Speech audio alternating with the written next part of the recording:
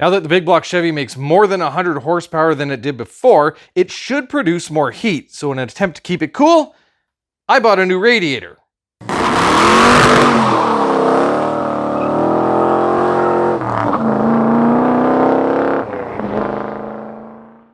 What I had previously was an aluminum radiator from G&G Radiators out of Edmonton, Alberta. I don't know if they built it or just sold it. No idea. It was in the car when I bought it, but either way, this radiator is actually the incorrect size for a 1971 Chevelle with a big block Chevy. This radiator has dual 1-inch cores, and they measure, what's that, 26 1/8 by, and what's that, 18-ish?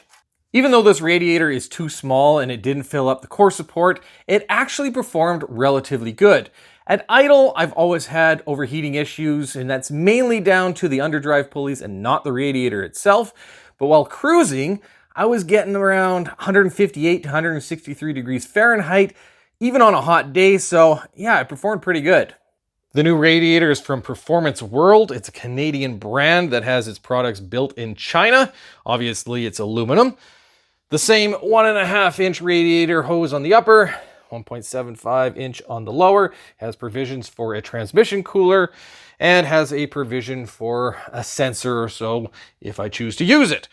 This one has dual 1-inch cores as well, but the size is a little bit different. On the height, we're roughly, 17 3/4 or so, but the width is now 28 5/16 or so, so it's a little bit bigger. And honestly, when I bought it, I thought it was bigger than that, but still, it's a little bit bigger.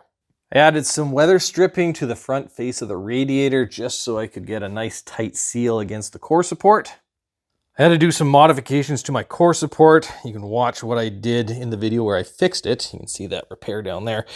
You can also see I got my polyurethane lower pads down there. And then right here, I trimmed back this edge. You can see I pushed it back so I could get the radiator pushed nice and tight against the core support.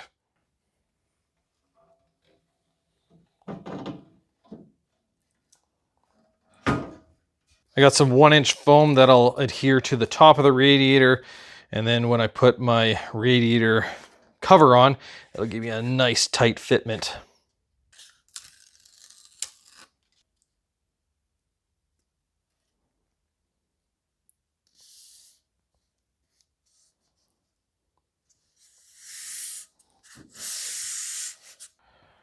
All right.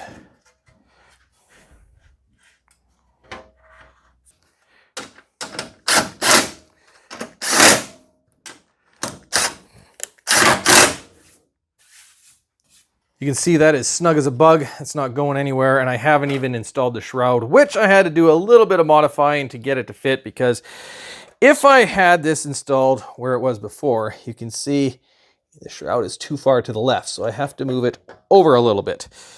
And that just required a couple of new holes. This thing's hacked up, but either way, that should fit nicely. There we go, nice and secure. Pretty darn centered if you ask me. And how did I secure the bottom? Zip ties. Never underestimate the power of a zip tie. The rad hoses, I'm sure I'm going to get some flack over, but whatever. The previous hoses were too short. The upper hose is about 3.5 inches too short, while the lower hose was, I don't know, maybe 1 inch or two too short. A lot of people don't like the accordion style rad hoses, and honestly, I'm not a huge fan either. They don't look particularly good. They might have a little bit of a flow restriction, not 100% sure on that. But the advantage is they're kind of universal. You can shape them the way you want. They do have a spring, so they're not going to collapse. That's nice. This one is 19 inches long. It has a 1 3/4 inch opening on one end and 2 inches on the other end for the water pump, and that fits my car. Part number is 81391. The upper hose, I believe it's a Goodyear product. Part number 60691. 1.5 inches on both ends, and I think this was like 25 inches long, which is too long. I did have to cut it to length, which is fine by me. And I did have to clean it up a bit because it was looking pretty ugly, so looks fine now. For an overflow, I'm using this little aluminum can right here. I have a 16-pound radiator cap. You can see how well it fills up the core support. It's not perfect. I have a little bit of an overhang right here. The reason for that is even though this radiator is for 68 to 77 Chevelles, according to the literature, this reservoir right here is not correct. It should come in about an inch. So it kind of in and down it goes. And this one doesn't. But what do you expect from, the Chinese stuff that you get that's relatively cheap? Obviously, something like a Be Cool or a DeWitt's would be better, but it is what it is. I think I did get it fitting pretty darn good. Question is, will it perform? What do you guys think? Is this going to be sufficient for a 590 horsepower, 10.2 to 1 compression big block Chevy? Will it make any difference at all? Will it be the same, better? Maybe it'll be worse. I don't know. You guys tell me. Leave a comment.